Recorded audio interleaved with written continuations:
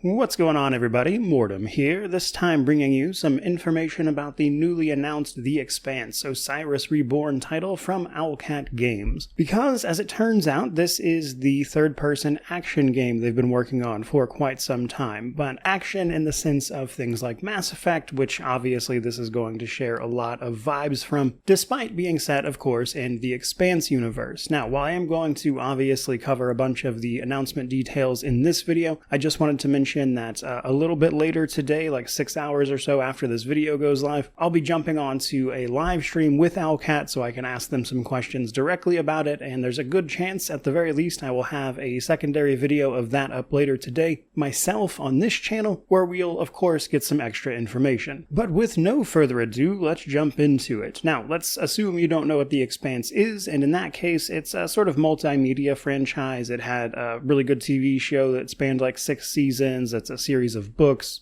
with the gist of it being that human beings have conquered our own solar system and mastered space, and thus we are spread out across places like Earth, Mars, and the asteroid belts farther out. But all of that is upended, especially when there is contact made with a strange substance that causes a bit of an outbreak. And I wanted to mention that specifically because at the end of the trailer they made announcing this game, we see what appeared to be infected people on the asteroid of Eros, which tells us a few things that, at the very least, this will be related to the first couple of books as well as the first couple of seasons of the TV show, where things go horribly wrong on Eros and spiral into then much larger events. Now, what will be very curious then, as this is obviously taking place roughly in that time frame, what, if any, liberties will be taken in terms of how the story unfolds? Will this be things happening to the side of that? Is this following the main plot of that? And what kind of room does that leave, of course, for narrative consequence? As choice and consequence is always featured very heavily in Owlcat's games, and this is obviously the kind of thing they're going for here as well. But obviously we don't have answers to that just yet. Hopefully we will have those answers, perhaps at least in some form a little later today. But the main things to know as far as the story goes are basically that we're going to be put in the role of a mercenary captain who, while visiting the asteroid Eros, gets involved in some sort of mess involving this infection. I'm deliberately not saying what it is for the people who don't know, because again, I just don't know how much of that is or isn't spoilers at this point, I suppose, but even then, there's some more details we're already aware of. Obviously, we're going to have a party of people with us. It seems that 2 will be able to accompany us at any given time,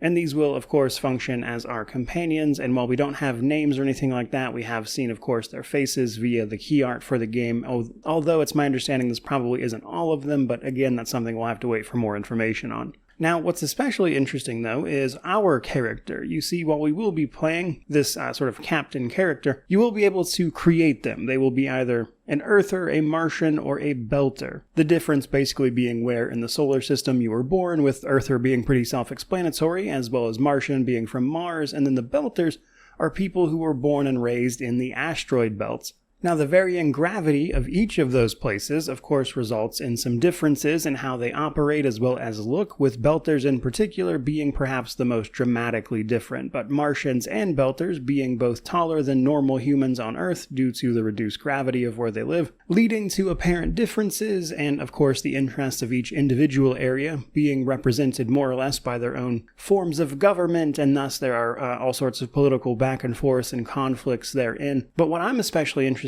personally is how each of these will feel different to play, because while obviously there will be physical differences, I am curious about the RPG elements of this. How does that manifest, especially in an action game, which up to this point Owlcat has not messed around with too much, so plenty of things to wait and see there, which is then further compounded by the fact what little bit we do know of combat will obviously be the third-person action route, but it's also mentioned that classes will play a part in this, that we will have various powers and whatnot. We'll be able to give commands to our companions to help in said combat. And while the trailer that was announcing all of this, it was certainly not actual gameplay, it is my hope at the very least that we get to see some of these abilities from this trailer actually make their way into the game itself. But I imagine a lot of what goes into character building will be, of course, Martian, Belter, or Earther versus what class you pick and then how those things interact. That's usually something that Owlcat does a good job with, but again, how that translates to this different combat style we'll simply have to see. It's also been mentioned that we're going to be visiting some locations such as Ganymede, Ceres, Mars, our own moon, Luna, So a few different locations. It's not entirely clear yet whether this will be fully mission-based or fully explorable. Obviously, I imagine there will be some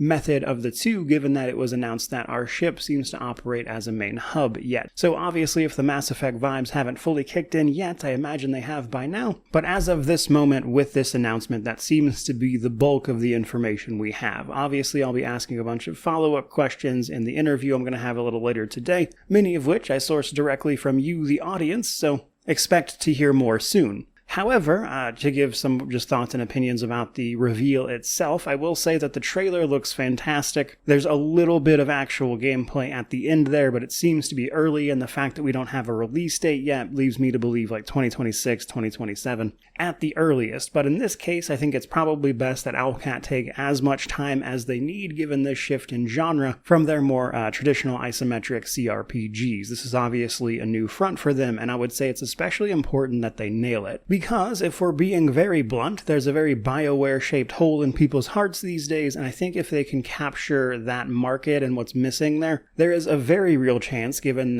just increased production value that is obviously going into this, and the fact that they're addressing a lot of things people have been asking for from their games, that this could be a massive success for them. And while, as somebody who just thoroughly enjoys the CRPGs they make, I am a little cautious about that kind of thing. We've seen plenty of studios get success from that shift to a wider audience and then just stop making CRPGs. As of right now, that is not the case. As we know, Owlcat is already making the Dark Heresy CRPG for Warhammer, and we know from previous AMAs and stuff that they have at least one more project they're working on that hasn't been announced, I believe. But as of right now, this looks to be a lot of fun, and I hope they manage to keep their roots of what makes an RPG truly interesting and engaging in there, because while Owlcat's games have certainly been a little buggy on release, they have nailed the RPG side of things, and I hope that continues here. But as for right this second, I would say that's the bulk of the initial information, and again, I'll have that interview posted on the channel hopefully sometime later today, assuming you didn't just swing by their channels to watch it live. But for this video, that's pretty well gonna wrap it up. Certainly hope you enjoyed it. If you did, don't forget to like, comment, subscribe, all that YouTube jazz. But regardless of any of that, truly, just thank you so much for watching. I really do appreciate it. May you wander in wisdom and have an amazing day.